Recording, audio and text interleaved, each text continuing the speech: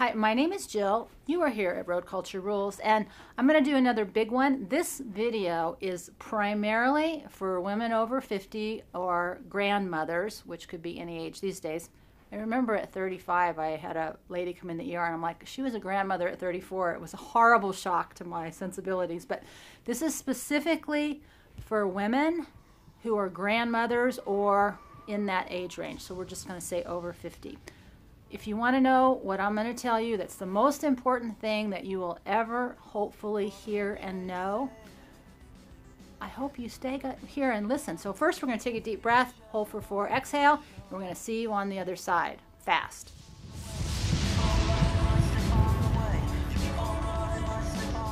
So my first question to you, this is so important. This is so simple and so important.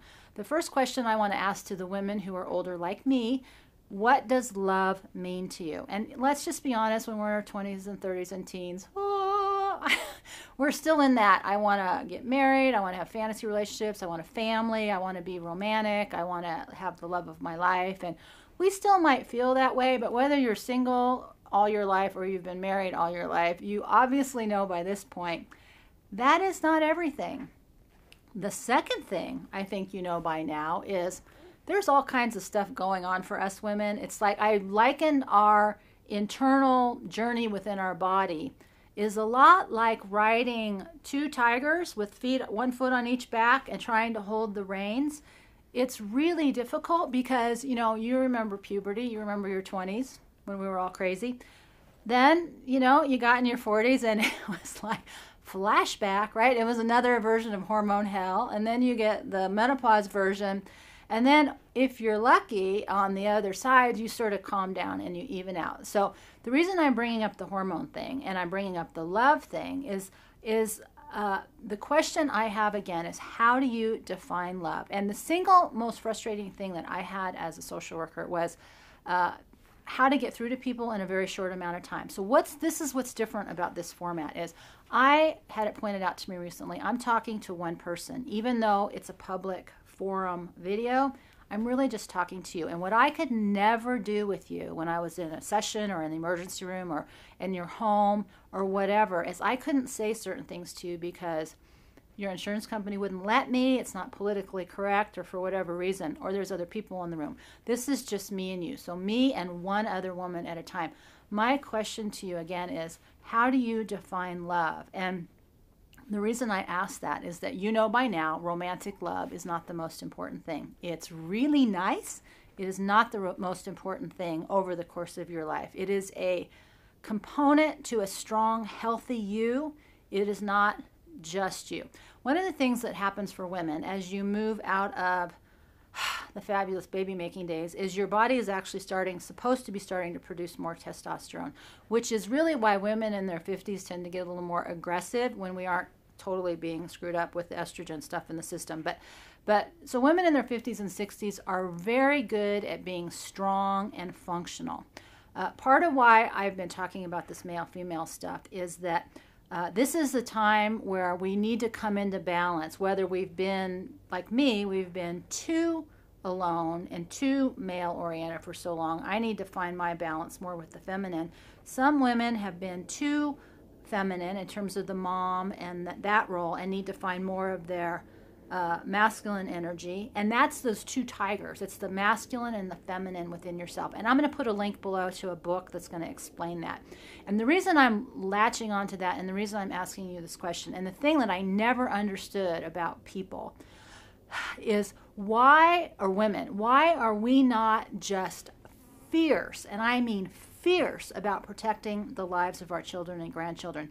I don't even care. I don't even have any, and I am fierce about protecting the life of your grandchild. And I never understood that. And we know we love our kids, but why are we as women not fierce about it? So I've been talking a lot about sort of the male side and how as women, I think we need to soften up the male side when we're with our primary male partner.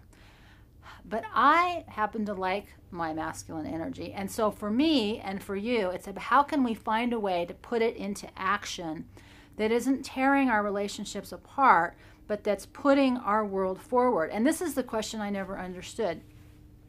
If the life of your child and your grandchild does not elicit a fierce response in you to protect and to make sure that child matures and grows into a healthy, productive adult, if that doesn't light a fire in you, I don't know what else does. Because I've learned, and we all can see this, is that people are not fierce about protecting their own life. And we are in a crisis right now. We are in a crisis. For those of you who just don't know a lot about hormonal stuff, there is a dumping of estrogens into the system. It is estrogen and progesterone with women. You know how complicated that is, right? There's a couple kinds. One is the creation. It's one kind of estrogen in us as we get older is suppressing the other, and the suppressive factor of the estrogen is allowing the another form to create our heart disease, to create cancer, in addition to things like insulin resistance because of the way we eat in terms of pre-diabetic, and stress, which is cortisol, which just crashes everything. So one of the reasons that people shut down is that I say to you, what does love mean to you? How do you define love? And if love isn't defined as a fierce love, a fierce strength to protect the life of a child or a grandchild, I don't know what else it is. I mean, I don't even know how to have that conversation. I get not wanting to take care of yourself. I don't get not being fierce about taking care of your child. And I know I had that with the dog one time. A great big wolf jumped on my dog, and I jumped on the wolf without thinking. And you've seen the mom cows. They chase me. They try to attack me when I get too close to their babies. Try to get in between a bear and a bear cub. I mean, fierce. And we are capable of that. And that doesn't have anything to do with our romantic relationships.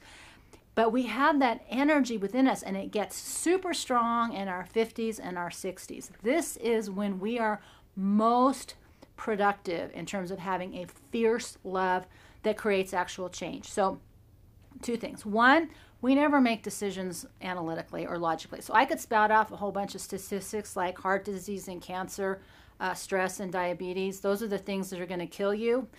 And that doesn't even, it's just like, I know.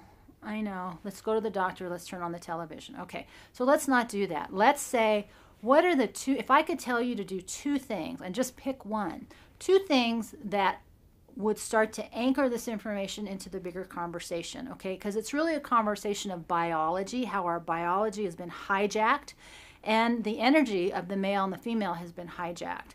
We are in a transformative period. We are the generation that has the ability to make the greatest and most significant change, because right now we have the time, we have the energy, we have the resources. Baby boomers hold between 70 and 75% of all the wealth in America. I mean, think about that. You may not, but we as baby boomers absolutely do. There's all kinds of single people now, so that means we have actually more time and energy to do these things. And for most of you, your baby rearing days are over, right? You're not into that period of your life where you're having to be hands-on, because you know how it was in your 20s and 30s. Like, it's all you can do in 40s is to survive. It's unrealistic to expect young people to dive into what I'm going to just say in a moment here. If you only could do 2 things, these are the 2 things I would say. One, it would be to educate yourself about what we need hormonally, and I'm going to put that link below. 2 would be to educate ourselves about food and get super busy on how we are going to change our food system. And that doesn't have to be complicated. So if I only could tell you one thing to do, it would be to learn how to make lacto-fermented cabbage or sauerkraut. And to make it yourself, it only has 4 ingredients. I'm going to put a link below, because that does so many things for your health. It's just a phenomenal one thing you could do. And the second thing I'm going to say is, don't do this by yourself. We need to get off social media. We need to get off of Facebook. The stuff coming down the pike is so horrifying. We need to get off of Facebook. We need to start having one-on-one conversations and group conversations. And I'm going to be blunt here. I know we're at the end of the video, so most of you won't hear this, but it is not men's responsibility to understand the complexities of the woman's hormonal cycle and all the stuff that goes with that. And what's coming out right now, and the reason I'm linking that book, even though it's talking about romantic relationships, because that's what women care most about, is that maybe not true, but in their 20s and 30s, that's what they care most about. So what clicked for me is I've been studying hormones for over 25 years, and it's really hard for me, and I've been doing it for a long time. So it's wildly unrealistic to expect the average person to pick up a book and to get everything that's in here. But what's different is that within this book, it's by John Gray, remember the Mars-Venus guy, he has linked thoughts, emotions, and actions to fluctuations in our hormone response. Meaning certain behaviors, certain thoughts, certain emotions are triggering who we are hormonally. Right now, that's being wildly manipulated out in the world with our television, with our social media, by our entertainment systems. We are being manipulated with that. The only way out of that is to take on the understanding of what's happening. Now, you may not want to do that, and if I'm lucky, like 500 people will watch this and one person will take it on. But I don't care. It only takes one. It only takes that one person to pass it on. And so, again, how do you define love? If love isn't defined as a fierce strength to protect those that you love the most, which I assume would be your kids and grandkids, if you don't get activated with that, then I don't even know how to have a conversation about what love is. And two, what's realistic? What can one person do? What can one small group do? And so I want to go back to the riding the tiger thing, is that if you have you, right? You've got what's going on within you. You've got the tiger, which is what's going on with us internally. And then you have the world, right? Right now we put 95% of our energy in trying to control the world, right? The government needs to do this. The schools need to do this. Churches need to do this. The healthcare system needs to do this. If you want to wait for all those systems to get there, you know what, together, good luck with that. So then we go back to the tiger. Okay, can I control the tiger? Can I control the emotions? I don't know. Is your medication for your anxiety, your depression, your stress relief? Do you feel overwhelmed? Is your ability to control the body through external mechanisms, is that working for you? I would say no, based on my personal experience as a social worker and a therapist. We pretend it's okay, but it's not okay. So fixing the world doesn't work. Controlling the tiger doesn't work. So that brings us back to us. And if we can understand who we are, we can ride the tiger, right? One foot on each back, reins in our hand. We can ride that tiger out into the world, and we have a much, much higher degree of being successful and happier and healthful.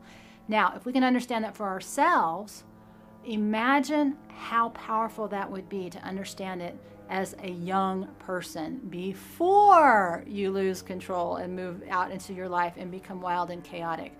Women can learn and understand that.